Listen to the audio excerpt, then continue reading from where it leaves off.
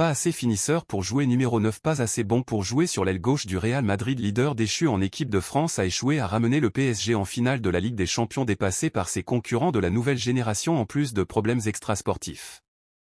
En 2024, la situation de Kylian Mbappé est complexe. Celui qui devait succéder aux deux GOAT du football est finalement un gâchis, oui un gâchis, car malgré son jeune âge, Mbappé n'atteindra pas le niveau qui lui était promis.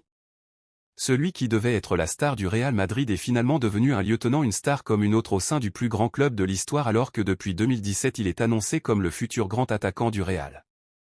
Sa prestation face au Blaugrana illustre bien le joueur qu'il est devenu, un joueur qui a eu de multiples occasions de faire taire ses détracteurs à travers plusieurs enjeux comme l'Euro ou le Classico, mais au final tout est raté.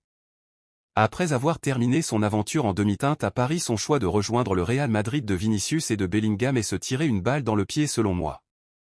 S'il avait voulu venir à Madrid, il aurait dû le faire 2 ans plus tôt pour pouvoir être la star du club et gagner le Ballon d'Or, mais il a gâché une autre chance de devenir le meilleur joueur du monde en prolongeant à Paris.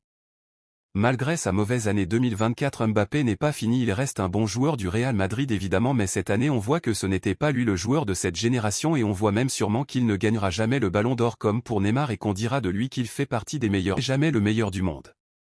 Du côté des madridistas, il est considéré comme le joueur qui handicape Jude Bellingham cette saison et qui freine aussi les deux autres Brésiliens en attaque.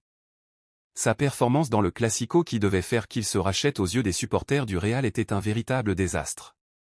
Et maintenant il a donc ado les fans du Real, ceux du PSG et les Français qu'il a trahis au dernier rassemblement, comme en témoigne la fois où il a été sifflé au Groupama Stadium il y a un mois. Bref, cette année on a définitivement perdu le Kylian d'autrefois, qui était toujours le joueur le plus dangereux de son équipe, que ce soit avec son club ou en équipe de France. Tête de Kylian Mbappé. Allez, Kylian!